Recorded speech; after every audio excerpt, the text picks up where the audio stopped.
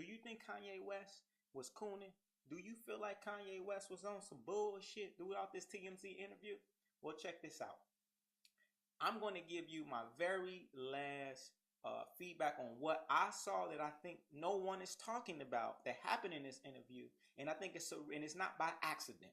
Now, first of all, when I first saw this interview, I did not like it, and I made a video saying the things that I did not like about it. But guess what? God gave me 2 ears and 1 mouth so I can listen twice as hard as I speak. And the second time I heard this, I was able to see and feel things that I observed that I did not see in the interview the very first time. And so one of those first things I want to point out, and I'm going to try to make this video quick, because I also want to tell you 3 things I think that the black community can be able to learn from this. Now, let's talk about the things that I didn't see the first time. One, that was really powerful. One, there's a point in this interview where Kanye West has a disagreement with another black man that works at TMZ. You got old boy his name's Van. He to me, he represented what most black people feel. They feel like Kanye West is on some bullshit. And that's what this brother said. But guess what? In this interview, even though they disagreed, those 2 brothers came together after their disagreement and began to hug each other and embrace each other, even though they didn't agree. So they was able to still have what's called conflict resolution. This was on TMZ, one of the largest media platforms that you're going to find when it comes to United States, period.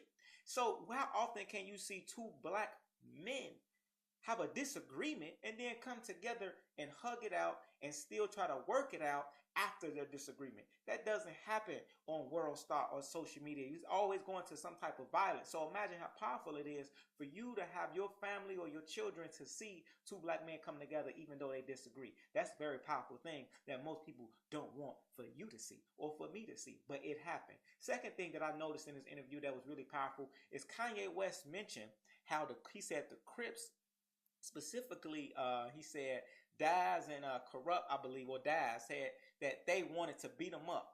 And Kanye laughed at it and he said, you know what? Those are my brothers. They just want to beat some sense into me. You know, that means they love me.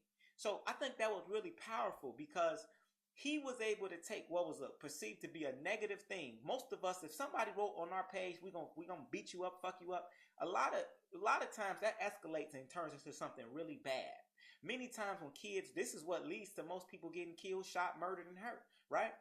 But Kanye, he decided to take this moment and show people just because somebody say something bad like that and they threaten you, you can still be able to build with that person and laugh it out, and you can perceive it how you want to perceive it. He said that means they love me.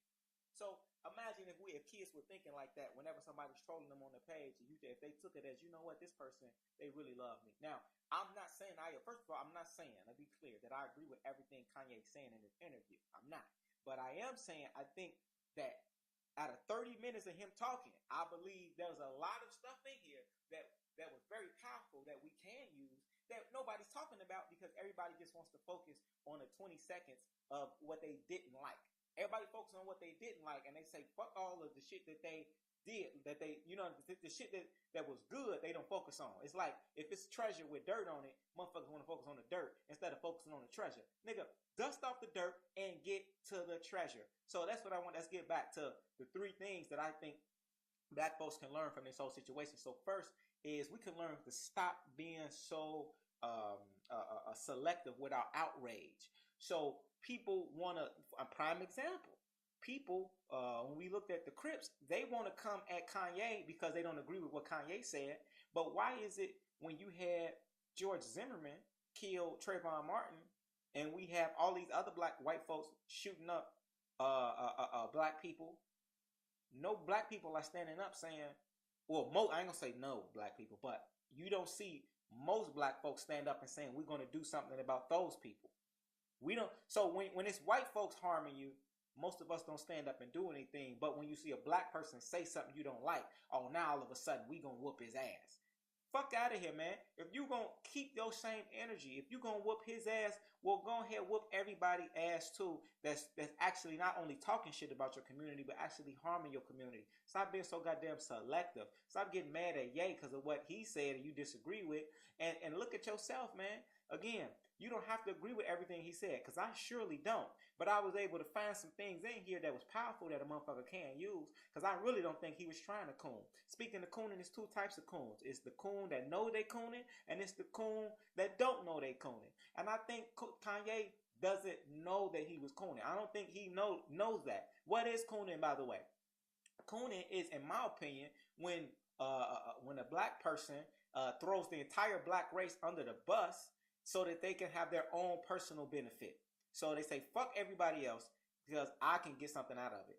I don't think Kanye had that intention. I don't think he was trying to get something personal out of it off of harming the entire black community and throwing everybody under the bus. I don't think that's what he intended. It came off and looked like that because the brother does need some help with expressing where he's trying to come from.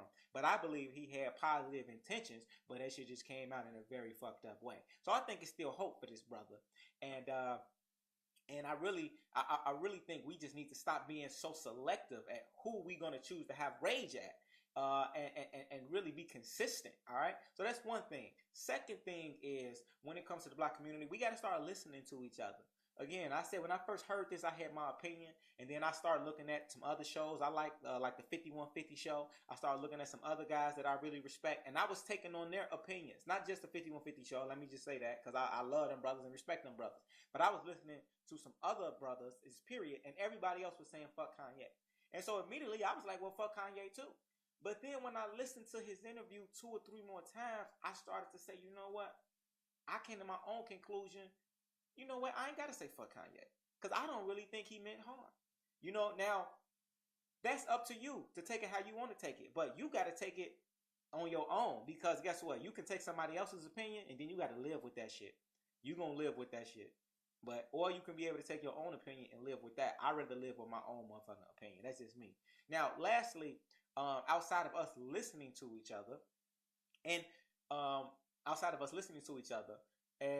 then if you speaking of that, if you listen to him when he made that statement and he says that 400 years of slavery was a choice, if you really listen to him, that's really not what he was saying literally.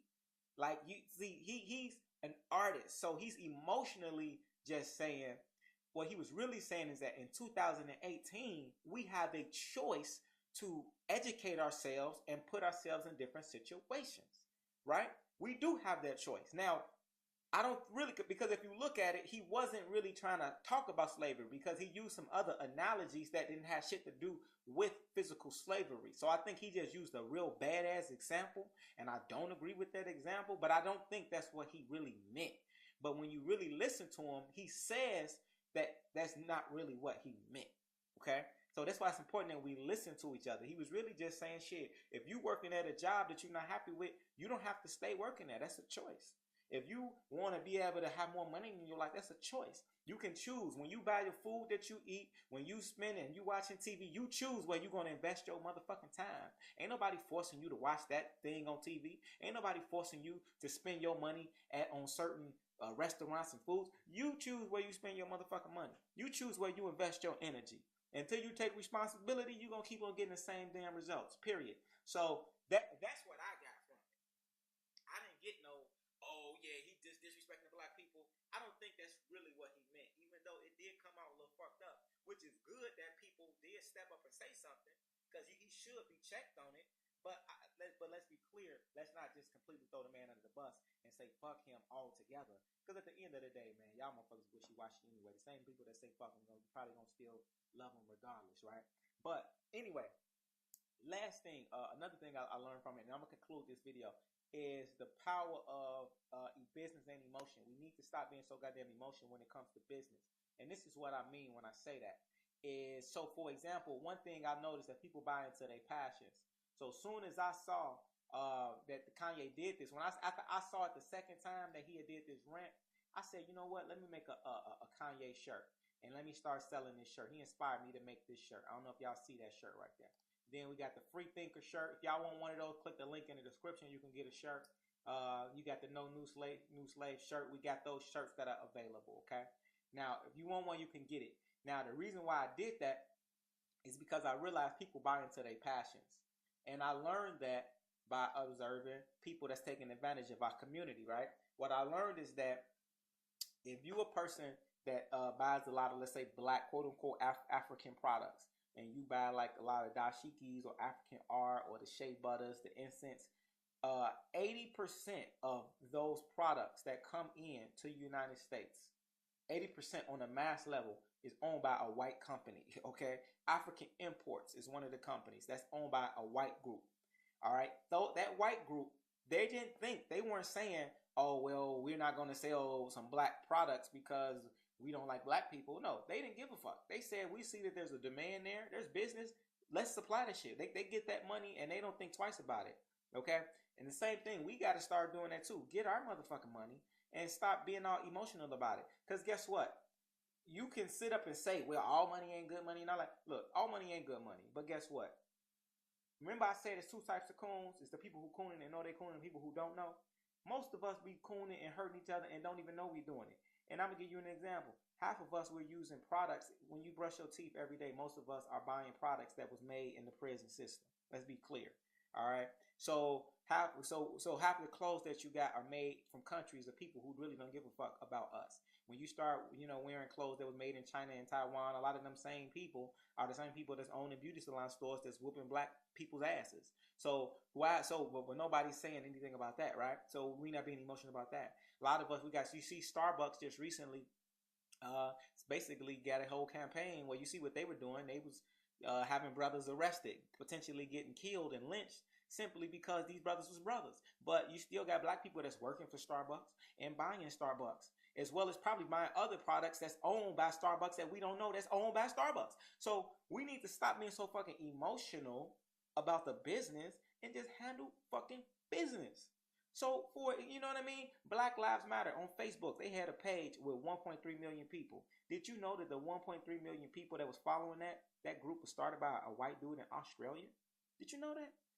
So, because that white dude knew, he knows that motherfucker where people buy into their passions. So let's stop being so goddamn emotional, man. So when people saw me with that shirt, oh, wow, you got that coon shirt and that Booner shirt. Man, get the fuck out of here, man. Look, some people are passionate about it. Whether you agree or disagree with what he said, somebody's going to buy that shit.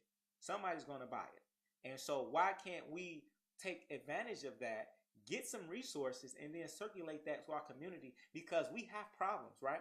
We need better schools. We need clean water, right? We need to be able to put ourselves in a position where we can love each other, but you can't if you always hustling and working for money every goddamn day at your job. You don't have time to meditate. You ain't got time to work on your own health or to even eat healthy and prepare your meals properly because you're so busy working. So now when we got the opportunity to make money, we want to say, nah, we don't want that money. Our money ain't good money. Get the fuck out of here, man. Get your money. It depends on how you using your motherfucking money. I do agree, all money ain't good money, but we need to stop being emotional about it and do some goddamn education and research. So with that being said, man, I got to go. Y'all want to get one of them Kanye shirts? Hey, baby, hit up the link in the description. We got those down there, the No New Slave shirts. Also, we got the Free Thinker shirts. Get one of them. Support the team, support the movement, support the channel. Even if you don't agree with Kanye, because I don't agree with everything he said. But that don't mean that we can't still go out and be able to capitalize on this and use it to help our community. That's what we need to do, is take if something is perceived as negative and turn it into a positive. That's what you do. All right? Now, with that being said, we got to be able to think independently. Because if everybody's thinking exactly the same, that means somebody ain't doing no thinking. So with that, think free, my peoples. And I'll holler at y'all later. Subscribe to the page. And I'm see y'all on the next video. Peace.